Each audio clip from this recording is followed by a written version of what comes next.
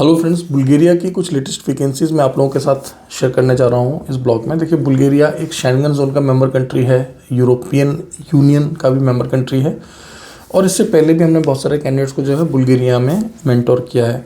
अच्छी बात यह है दोस्तों कि देखिए, एक तो बुल्गारिया का वर्क परमिट आने के बाद वीज़ा स्टैंपिंग का प्रक्रिया काफ़ी सिंपल है। वीज़ा सक्सेस रेट बहुत हाई है, ऑलमोस्ट 99% आप कह सकते हैं। मतलब बहुत ही मुश्किल से आपको ऐसा पता पड़ेगा कि किसी का वीज़ा रिफ्यूज़ हो गया। वो तभी होता है अगर पेपर्स में कुछ गलती है तो, अदरवाइज़ वीज़ा देता है बुल्गारिया, ठीक है।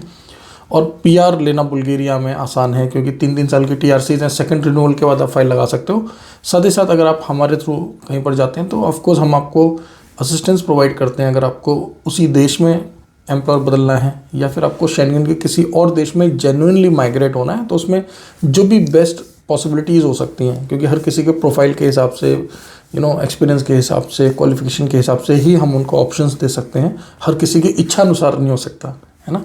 जैसे कोई मुझे बोले कि मुझे तो लग्जमबर्ग भेजो, तो of course it may not be possible, but हाँ, किसी और शेंगन देश में जो कि उनके प्रोफाइल के हिसाब से जो वैकेंसी है, जिस काम को वो कर सकते हैं और जो एम्प्लॉयर उनको हायर करने के लिए रेडी है, वहाँ डेफिनेटली हम उनको जेन्युइन पेपर्स पर स्विच कराते हैं।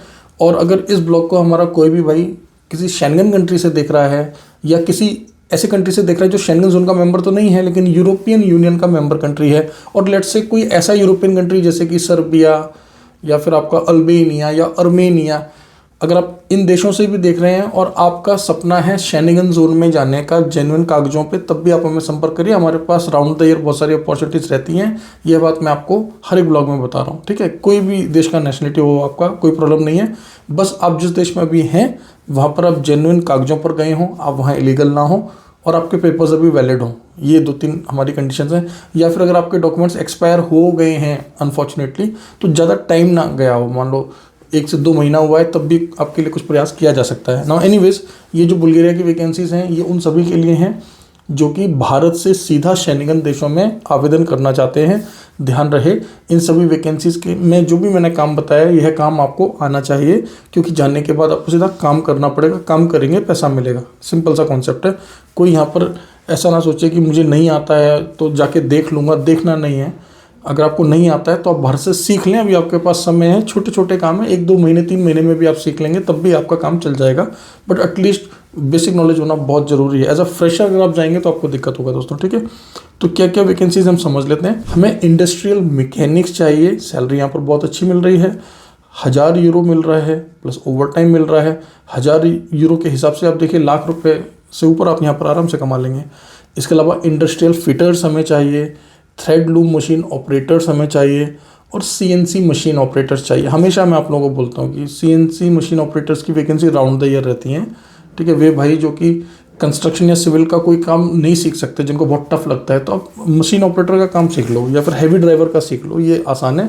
और थोड़े से भी पढ़े लिखे हो, अगर आप मान लो 12th पास हो, बीए हो, बीकॉम, बीएससी, बीबीए कुछ ऐसा करा हुआ है, या फिर थोड़ी बहुत इंग्लिश आती है, कॉन्फिडेंट पर्सनैलिटी आपकी, लोगों से बात कर सकते हैं, तो फिर हॉस्पिटैलिटी से बढ़िया कुछ नहीं है। हमसे बात करो, हमारी टीम से बात करो। हमारे पास कुछ महीने कुछ दिनों के कोर्स हैं, उनको करा के सीधा मैं आपको प्लेस कर दूंगा अच्छे ब्रांड्स के साथ में। अगर पैसा कम है, जल्दी आना है, तो गल्फ आ जाओ, या Armenia, Serbia, Albania, North Macedonia, इन देशों में चले जाओ, फिर वहाँ से शेंगन चले जाओ। हर एक चीज़ संभव है।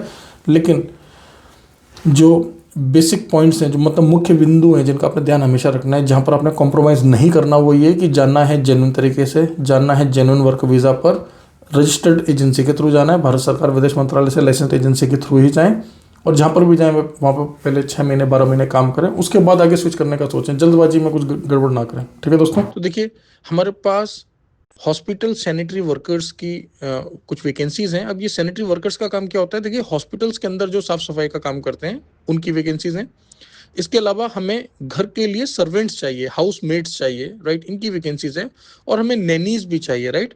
तो ये 3 वैकेंसीज ऐसी हैं जहाँ पर फ्रेशर्स भी काम कर सकते हैं, या फिर जो कम पढ़े लिखे मेल फीमेल हैं वो लोग इनके लिए अप्लाई कर सकते हैं, बाकी की वैकेंसीज के साथ साथ। तो उम्मीद करता हूँ ब्लॉग आपको अच्छा लगा होगा। बुल्गारिया की बहुत अच्छी अपॉर्चुनिटी है। अगर आपका प्रोफाइल इनमें से किसी भी काम के लिए सुटेबल है, आपको लगता है कि आपको यह काम आता है या फिर इस काम को कर सकते हैं या जल्दी से सीख सकते हैं, तो फिर आप आवेदन कर सकते हैं। उम्र का क्राइटेरिया है 23 से 45 साल, 8 घंटा ड्यूटी, 5 दिन के हिसाब से मैंने सैलरी बताई है। ध्यान रहे, 8 घंटा 5 दिन की सैलरी है, ये ओवर टाइम अलग से मिलेगा, ठीक है। ओवर टाइम का मतलब क्या है, जो सैटरडे को करेंगे वो भी ओवर टाइम है यहाँ पे, राइट। और इसके अलावा बाकी का अकोमोडेशन, ट्रांसपोर्टेशन, मेडिकल प्रोवाइडेड है, राइट।